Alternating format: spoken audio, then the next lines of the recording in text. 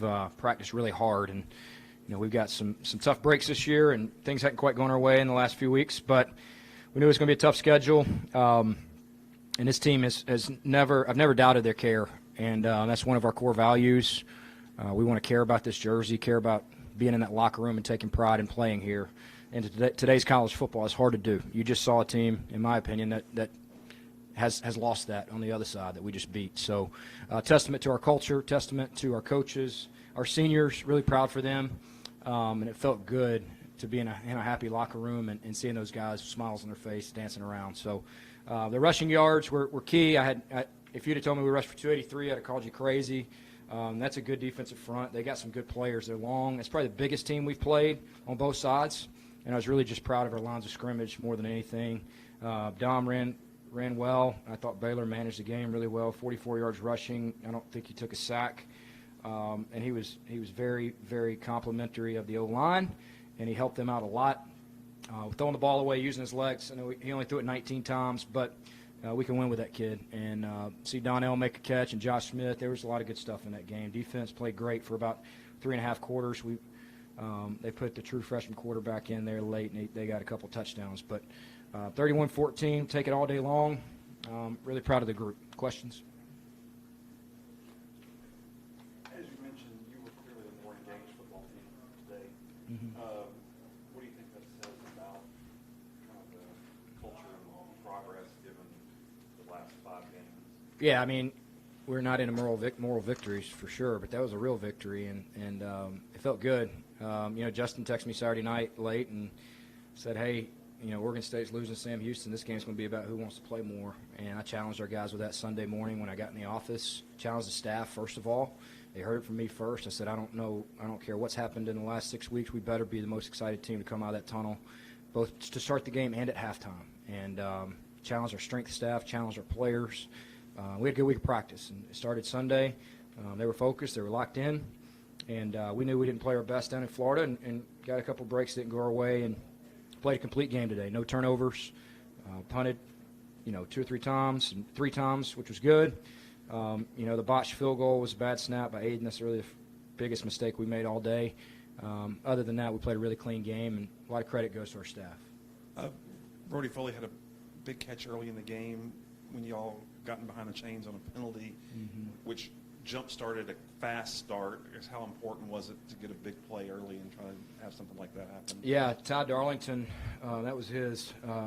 We pulled up some Oklahoma tape versus this defensive coordinator, and we caught something that they had run a few years ago with Kyler Murray, and it was a tight end slip off the counter play. And if you catch it versus a base defense, it's a really good play. And we thought we'd get base right there, 2nd and 13. We got it. Baylor really baited the hook there nicely. And that was a big play. I thought it got us going. Brody had 7 catches, 95 yards, and a touchdown, and a rushing touchdown. So that was my ploy as the play caller to try to get him Offensive Player of the Week. But he's our best player right now, and good play callers find a way to get the ball to the best player. So we had a bunch of stuff in for him today. I thought the 3rd and 5, him scoring the touchdown there really put the game away. That was a kind of a new wrinkle off what we had done against Temple. So, credit goes to our staff. They did a great job, and Brody played awesome. As you mentioned, until the 4th quarter, and you did have some further guys in the depth chart in there on your defensive line. Mm-hmm. How did you feel defensively? You played. You were able to keep them from big plays and kind of retract some of the stuff that had happened badly for you guys the last 3 weeks. Yeah, that running backs rushed for 1,150 yards, and they had 35 carries, 69 yards rushing. That's less than 2 yards a carry. So really proud of our defensive front. I thought we had a really good plan to fit the run and make the quarterbacks beat us. They've had quarterback issues all year. They've turned the ball over a lot. I don't think we forced a turnover, but forced a lot of punts. And, other than the last 2 drives on defense, I thought we played phenomenal. Is there anything that you didn't get done that you wish you would have gotten done? It leaves a little bit of bad taste in your mouth when you give up a couple scores, when you've shut them out all day. I really wanted to shut out. Had a couple breakdowns in coverage, and like you said, I had a couple young guys rushing the passer and couldn't get home. I do think their offensive line is pretty good. I think they got some good players. I really do. They're long. That linebacker can play anywhere in the country. He's really good. they've had some bad luck. They've had some bad turnovers on the year that have really cost them. And we just preached all week: play our game, do what we do, and keep chopping wood. The dam's going to break at some point. And I guess the Beaver Dam broke, so that's what they told me at the coaches' show Monday night. Talk about Dominic Richardson. Last week he had some ankle issues. Was there any doubt that he was going to come in and be looked 100% to me? So. Yeah, he's still hurting. I was really proud of him. He's a warrior. He really wants to play at the next level. I really want him to get into a training camp. I think he will. But he showed it today what he's capable of against a Power 4 conference opponent. And I thought he had a great game. 27 carries, 173 yards. And coaches told me at halftime, hey, he's getting 5 yards a carry, and he's feeling it. So Cam Martin, pushed him through. We took care of him at practice this week. I don't think he hardly practiced on Tuesday and Wednesday just because he was so banged up. But him and Brody, man, that's kind of who our offense has been, right? We're not really explosive as we'd like to be. We had some two freshmen make some catches on the outside. Thought Baylor played well, but the workhorses were the same that have been the two workhorses all year, Dom and Brody. And those guys are carrying us. And you talked about early in the week about trying to take advantage of their special teams. Didn't quite, but had a couple bounce snaps and stuff. So, but you came close. Talk a little bit about it. We had a punt blocked, and he overran it. I mean, it was so blocked that he could have tackled the punter, and he just closed his eyes and missed it. I wish that we'd have got him to attempt a field goal because we had a new block in that we schemed up that was new, and we felt really good about that. But, yeah, they were fine. I thought we would be more net positive in that category. I thought we were just okay. So, yeah, I mean, once they were scoring touchdowns late, like we had some more stuff in our pocket, but once the game got out of hand, we kind of saving that for the future.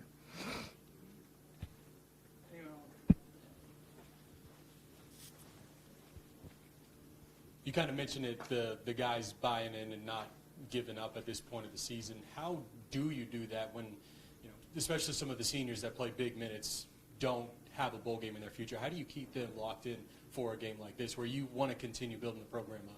Well, a couple ways. Number one, everybody wants to be paid in today's college football, right? Whether you're on the field or off the field. Like, you're putting plays on tape that are earning you scholarship money and earning you NIL money. Like, we motivate them with that, okay? And the seniors, they want to play in the NFL. You better go play great your last 3 games if you want a shot to get in the camp.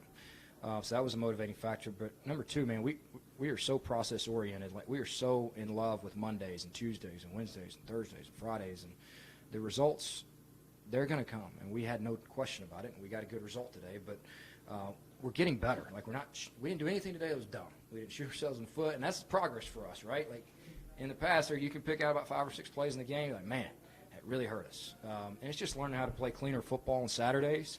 I told the players this morning, like, usually I do a nice team meeting and, show other teams and stupid penalties and 2-minute situations. This morning I said, guys, I'm not showing any of that crap.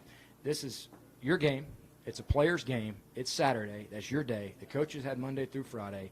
Cut it loose and go play. And I think they play with less anxiety. And we made some plays early that kept us in it and gave us a nice lead and a nice cushion where we could go pin our ears back. And then the last time you left this field, obviously the overtime loss, emotional right at the very end, to come back and win it this way, just describe the two emotions as you envision what this program can be moving forward. Yeah, I was really proud that we didn't just become super conservative out of the half. Like, we called a trick play on the second play to Brody, and we wanted to come out with an attitude that we're not just going to run this thing out and try to play 4-minute offense in the second half. I thought it was important for us to get a couple explosives, and that first drive out of the half, I think, really killed their confidence and depleted them. I was really proud of that, and the guys were fighting. I mean, they're really fighting every day. There's going to be a lot more wins in our future. I have no question about it.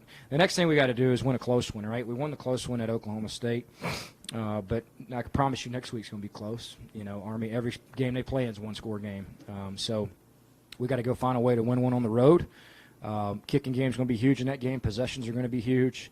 That's the coach in me. I'm already thinking about next week. But, we need to win a couple close games down the stretch and continue to build the foundation for next year and send these seniors out on the right note. But I'm proud of the way we played. There was not a whole lot, as the head coach, you're upset about in that game, and that's a credit to our players.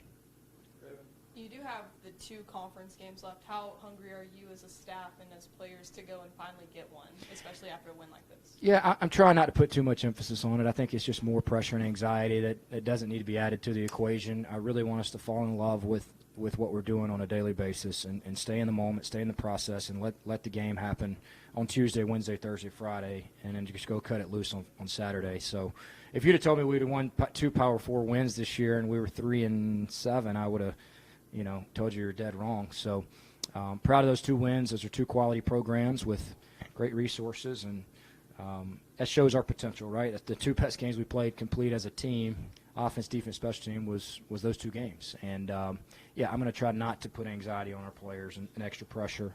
Now, I may feel it a little bit, but I'm not going to let them know that. Anything else for Coach? Also, I'll say that's a testament how good our conference is. Like, it's a good conference. It's a good league, and this is about as good as it's ever been this year. So we're catching this thing at the right time, and I'm really excited about the last 2 games. I'm also really excited about next season. All right, thank you, Coach. All right, Thanks, Coach.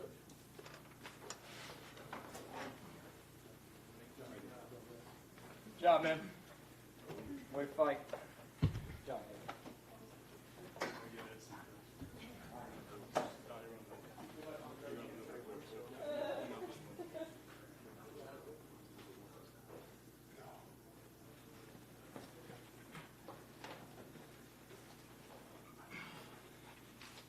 Are you ready? All right, we've got Ty Newhouse, Don Richardson, and Brody Foley here for you guys. We'll just go into questions. Don, this is your little brother. You guys sit in the middle of in the back seat. Now, you didn't play like a little brother out there today, though. How, given that you tweaked it a little bit last week, and Coach Lamb said that you spent, maybe more of the week watching than you did participating, kind of where did this game come from, you think? Like I said in there earlier, I feel like we just came last week with a mindset where we got to attack. We know we're not going to make a bowl game, and I feel like offense and defense just push each other. And me being, kind of hurt with an ankle injury, I knew I had to just be tough and just play for my brothers. Just it's a mental game. So I was ready for game day and kind of just blocked that out and just played for my brothers. So what is it about you and teams called OSU that is giving? That's been the key so far, it seems like. Were you a little disappointed? I mean, it's hard to be disappointed, but did you realize that you were maybe like 3 yards short of your career highs? I mean, did you know that sometime at the end? I did. I mean, it is what it is. Obviously I would like to make that, but hey, I know I'm playing for my brothers. That's all that matters to me, and my brother's playing for me. So that's really make me proud more than anything. So, Brody, you had a big catch early on that kind of set the tone for things. I guess, how important did you think that was to, make a big play early and try to get things on the right track? I got called for a holding, so I feel like getting back those yards was big because that hurts off the rip. Is a holding on 2nd down and getting us behind the sticks. But we have the ability to make explosive plays, and that's kind of what we've been trying to find. And it showed today. Like Josh Smith had one, DG, Dom running the ball. It's starting to come together now, and we just got to continue that the next 2 games. I mentioned that I guess that the play in the first quarter was something that y'all had worked on this week. Is that right? What was supposed to happen, and kind of what did you guys see with them that created that play? They had hard scraping backers, and once you just got to slip the guy you normally block on a GY counter, and once you slip that, there's going to be nobody there because everybody's going to carry with the receivers. And it was something we put in day one for these guys, and it hit in practice against our own defense, and so the whole staff was fired up about it and getting it called. So Ty, what did you see from these guys when you watched during the week, and how excited were you to play it as well as you guys did for the first 3 quarters on defense? I mean, well, first of all, we started watching film on, I think, Sunday, I think. I feel like we had a really great week of practice. I think we had a great job preparing for them. In the game, I feel like the most important thing is that we're all trying to play complementary football for each other, and I think this is one of those games where we're really able to put it together, again, for the majority of the game. The biggest thing has been consistency, and I think we really hit it this game.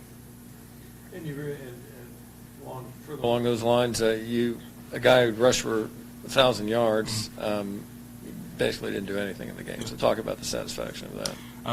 That was the biggest thing this week. Was to keep him under control. And again, I think we did an amazing job doing that. It was just. Our main goal was to again keep him down and eliminate missed tackles, and we kind of emphasized that during the week. And I think we did a great job executing that. And Dominic, talking more about your ankle, you look great, but what % is it right now? How's it feeling? It feels great right now. I feel like the adrenaline is going, so I'll say like 95%. Okay. So it's nothing crazy. A little minor, a little tweak, but like I said, I just blocked it out, man. Like I said, I had to play for my brother, so I'm gonna play hard and gotta block the middle things out. And Brody, did you ever get to run the ball in high school? I did twice. Okay. They were both counters. And then I was a JV quarterback like my first 2 years. Okay. So, before this it was JV at 10 Okay. o'clock on Saturday back there. But It's not much different than now, 12 o'clock, 10 o'clock. Yeah. So, it was Saturday. so how much do you enjoy getting the chance to run the ball? It's cool just the different ways that they want to do. Coach Darlington was huge on that. It's been awesome. Obviously, the one thing that stings is the 2-point conversion against Temple, and that's going to haunt for a long time. Sure. But, just getting downhill, especially behind our O-line, it's awesome. Cleaning the way. Brody, the last time you guys were here, obviously it came down to that 2-point conversion. How were you able to kind of reset and then go to Boca and then come back and have 2 touchdowns, to continue the season for you? It's just you can't get high or too low. That's something that Coach Darlington's really stressed on the whole tight end room.